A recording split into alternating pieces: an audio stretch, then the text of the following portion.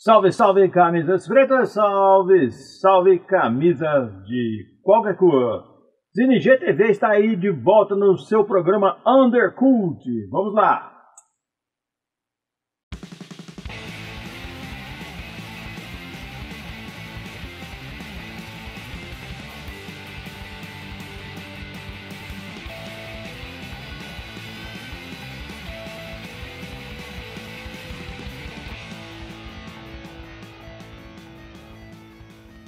Fala aí rapaziada, beleza? Aqui é Gel Barbosa no seu programa Undercult do canal Zine GTV. Hoje falando de uma coisa importantíssima, aliás, de uma gravação, de um disco, de um clássico, de uma banda pra lá de importante, muito influente, muito grande, muito gigante dentro do rock and roll, dentro do nosso querido progressivo. Estou falando de Pink Floyd, estou falando também de Animals, que completa 42 anos. 42 anos de Animals do Pink Floyd. Vamos aí destrinchar um pouquinho sobre o disco, falar sobre como foi gravado, o conceito do disco e falar até da capa desse grande clássico do Pink Floyd e pertencente aí ao rock mundial eternamente. Ok? Vamos lá!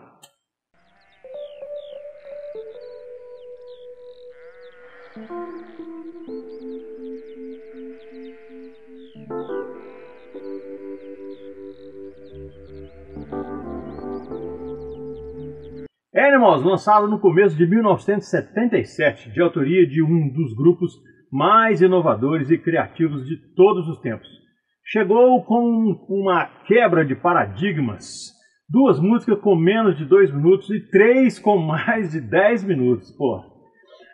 Mas, acreditem, esse não convencional é uma das maiores obras-primas sonoras dos anos 70. O grupo trouxe em Animals algo totalmente inovador para a época, até mesmo para a sua própria essência até então. A configuração do disco é baseada no romance satírico Animal Farm, escrito por George Orwell, e a qual conta aí uma história que envolve entre os conflitos, a corrupção e a traição, buscando retratar as fraquezas humanas em figuras de animais, sem contar o forte apreço aí em destruir o comunismo associado com a Rússia de Stalin. Apesar dessas pitadas de humor negro e sarcasmo, o disco é uma obra séria, onde Roger Waters expressa toda a sua indignação contra a sociedade capitalista e opressora, retratada também em partes no disco Bill Wall de 1979.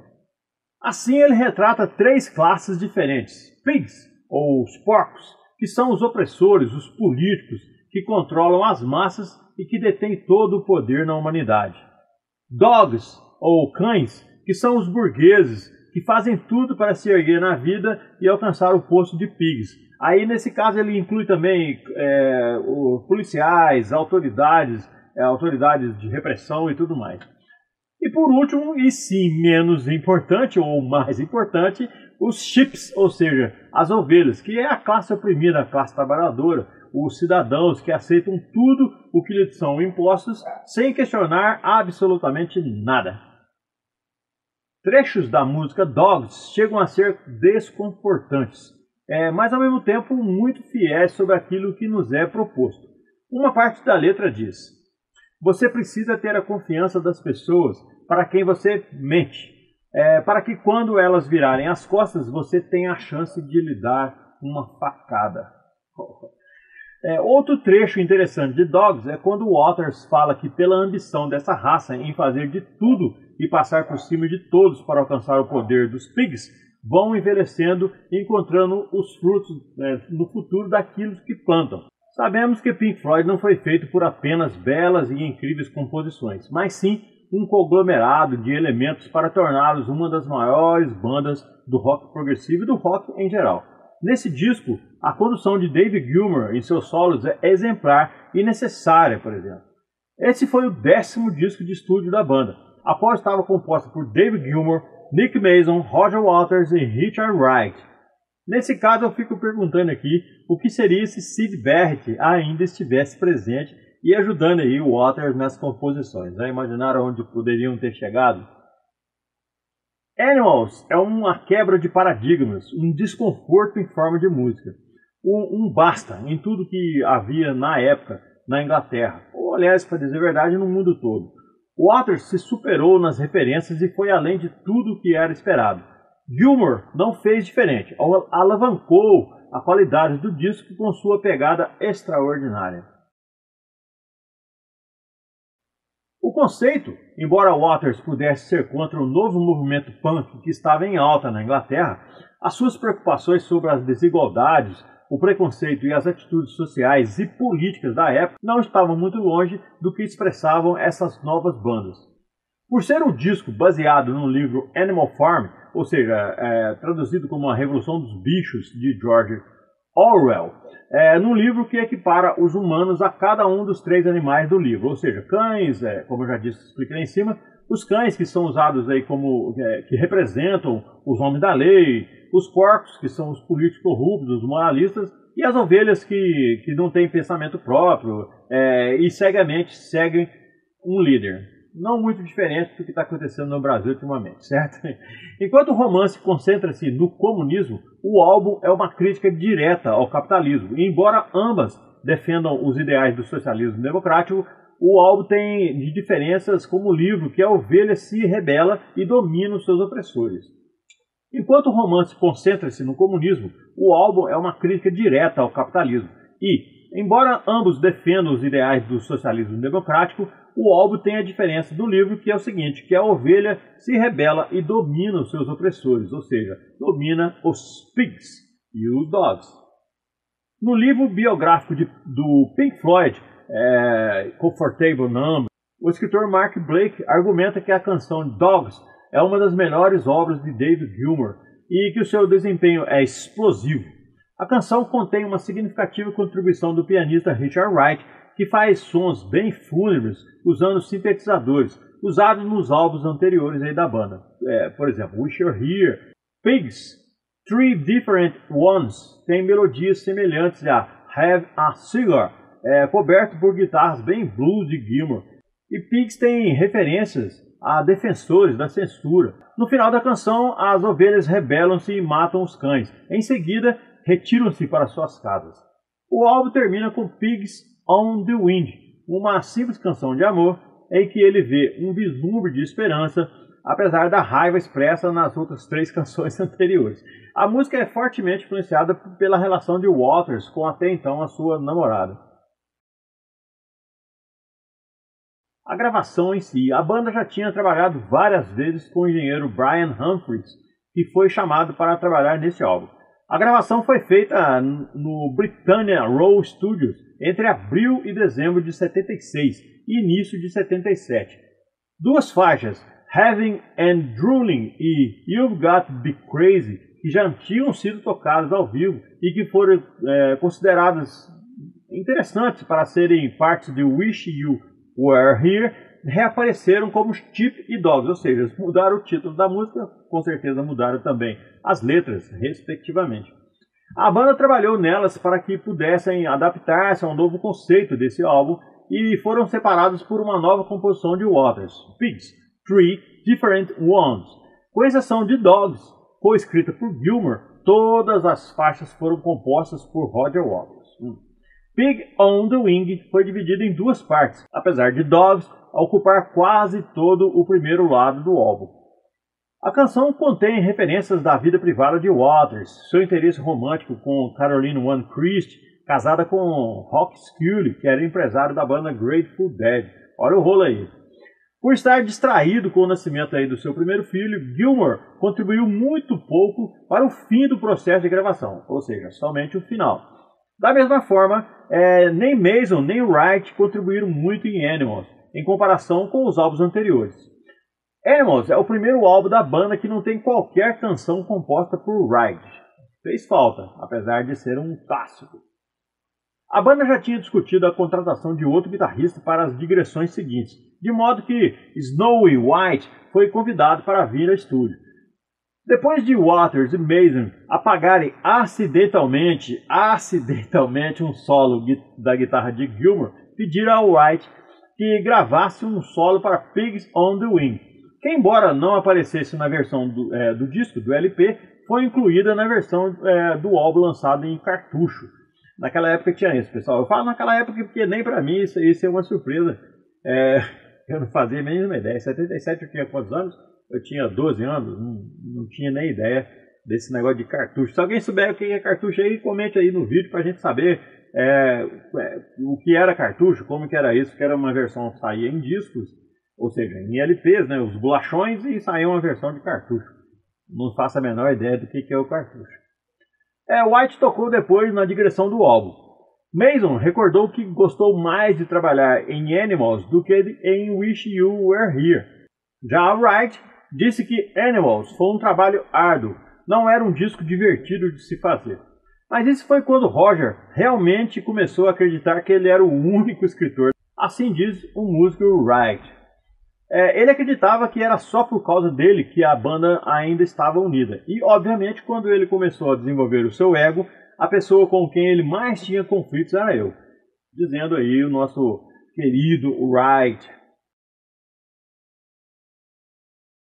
Para falar desse disco, a gente não poderia deixar de falar também da capa, que se tornou uma das coisas mais clássicas, que deu muita referência para vários artistas e várias outras bandas, além de outros artistas do cinema, por exemplo, que tem um filme que eu vi, que eu não lembro o nome agora, mas eu vou colocar a legenda aqui embaixo para vocês, o nome do filme, o ator e tudo, e tem uma cena do filme, tem a capa do Animals, aparece através da janela do personagem. Então, essa capa ficou famosíssima e também influenciou muitos outros artistas. Nos delírios aí do Pink Floyd, um porco flutua entre as torres da usina. O disco Animals foi inspirado, como eu já disse antes, na Revolução dos Bichos. E esse tal porco da capa é referência aí do personagem do livro, claro, que também aparece nas músicas, em metáforas, ao lado de cães, ovelhas, da mesma forma que é o conceito básico mesmo do disco, como eu já expliquei anteriormente. A foto da capa é da usina elétrica de Battersea, deixa eu ver se a pronúncia está correta, Battersea, em Londres, construída nos anos 30. Hoje abandonada, totalmente deteriorada aí pelo tempo, mas imortalizada na capa do Animals. O porco original da capa, The Animals, foi desenhado por Roger Waters e construído em dezembro de 1976. O artista responsável por construir esse imenso balão em formato de porco foi Jeffrey Chow, com a ajuda da equipe de designers da Hipgnosis, empresa que fez praticamente aí todas as capas dos discos do Pink Floyd. Com quase 13 metros de comprimento e cheio de gás hélio, o balão deveria sobrevoar o Battersea Power Station, localizado na margem sul do rio Tamisa, South West London. No primeiro dia da sessão de fotos, um atirador de elite ficaria à espera para bater o porco voador caso ele se soltasse. No entanto, devido ao forte vento no dia, o porco não foi lançado. No segundo dia, o atirador não estava presente, claro, porque ninguém disse para ele que ele deveria voltar para continuar a sessão. Mas também não aconteceu nada, não fizeram nada, não deu jeito. Já no terceiro dia, o porco foi lançado ao ar e se soltou devido a uma forte rajada de vento, ganhando muita cobertura da imprensa europeia, porque gerou aí especulações que foi uma estratégia de marketing para gerar mídia espontânea para a banda. Mas a verdade, a preocupação era outra. Poderia colidir com aviões e coisas assim, ele subiu para o ar lá e sumiu. Apelidado de Augie, ou seja, o porco tinha um nome, o imenso porco voador desapareceu de vista durante um bom tempo e teria sido avistado por pilotos de aviões comerciais em altitudes próximas aí a 30 mil pés, ou seja, 10 km de altura. Voos do aeroporto de Heathrow foram cancelados devido aos riscos que o inflável representava às aeronaves ao longo do Canal da Mancha inteiro. Ou seja, mas finalmente, naquela mesma noite, o porco aterrissou em uma propriedade rural em Kent, no sudeste da Inglaterra, ou seja, andou pra caramba. Recuperado e reparado, enfim, hora de realizar aí a fotografia para a capa do álbum. Infelizmente, o céu estava azul, sem nuvens, sem nada. O que é considerado aí pelos ingleses um padrão sem graça, né? Porque não precisa nem explicar que a Inglaterra é um lugar de considerável chuva, tem muita chuva, o tempo sempre fica fechado. A equipe aí do Hipgnosis, segundo, decidiu deixar para mais um dia, adiou mais um dia a foto da capa. Na verdade, ela foi composta por uma montagem entre as fotos que eles tiraram antes, né, antes do balão se perder, e o terceiro dia de fotos. Fizeram algumas montagens e aí definitivamente ficou fechado essa capa que todo mundo conhece, essa que a gente está mostrando aqui o tempo todo. Depois que o álbum Animals foi lançado em 77, o Pink Floyd começou a excursionar com a turnê In The Flesh. Durante os shows, o porco aparecia envolto em uma nuvem de fumaça durante todas as performances. E como vocês sabem, In The Flesh acabou se tornando parte aí do The Wall, e foi uma das referências, inclusive canções que de sobra desse disco estão também em The Wall. Bom, pessoal, essa foi uma história de um disco clássico. A gente não poderia deixar passar a data dos 42 anos do disco Animals, do Pink Floyd, e era obrigação aqui do nosso canal, do ZiniG, fazer essa matéria ou esse programa falando aí desse disco. Mas tem um outro detalhe. O primeiro vídeo do nosso canal, se vocês recordarem, ou se vocês fizeram uma busca aí, vão ver que o primeiro vídeo que a gente lançou, o vídeo de estreia do canal ZiniG TV, foi falando do The Wall, do Pink Floyd. E como agora, em 2019, esse é principalmente desse programa, é o primeiro dos vídeos que a gente está fazendo. Saiu ontem um programa do nosso querido Rock News, mas a gente está retornando de uma forma bem mais dinâmica, bem legal. Nós queremos levar mais para frente esse canal, por isso que a gente tem pedido a vocês, curtidores do rock, vocês que gostam do rock, gostam do heavy metal, gostam do som pesado, que participe do canal, que comente, que ajude a jogar o canal para cima, para que a gente possa ter o incentivo legal da presença, dos comentários de vocês e também da participação de vocês, para que a gente tenha esse incentivo para fazer esses trabalhos. A nossa produtora está trabalhando muito com outros itens, e eu já falei disso. A gente está fazendo aí um curta-metragem, a gente tem feito algumas animações, tem feito muita coisa legal, mas a nossa base principal é o nosso canal. A gente gosta muito do canal, eu e a produção gostamos muito do canal e queremos continuar aqui falando do bom velho rock and roll, certo? Obviamente que a gente está falando de outras coisas também, não somente do rock, mas sempre tudo ligado, porque a gente fala da cultura underground, da cultura pop, ou seja, cinema. Só não falamos muito de games, apesar do meu vício, eu gosto também de games, mas eu não falo de games. Porque é um nicho que não há necessidade da gente participar dele. Mas a gente fala de cinema, quadrinhos, livros e tudo mais, e principalmente o nosso bom e velho rock and roll, certo? Então, estou me despedindo aqui, sou o Gel Barbosa, como eu já disse antes, camisas pretas, camisas de qualquer cor, a gente vai se vendo por aí. Não esqueça, se inscreva, espalhe-se por aí com seus colegas, com seus amigos, namorados e tudo mais. Mostra aí o canal ZiniG TV para todo mundo, para que a gente possa melhorar aí os nossos inscritos, porque são 400 abnegados que estão aqui, são pessoas que eu tenho o maior respeito, mas eu quero atingir mais pessoas e crescer, ok? A gente se encontra por aí, até mais camisas pretas, até mais camisas de qualquer cor. Viva o Pink Floyd, para sempre!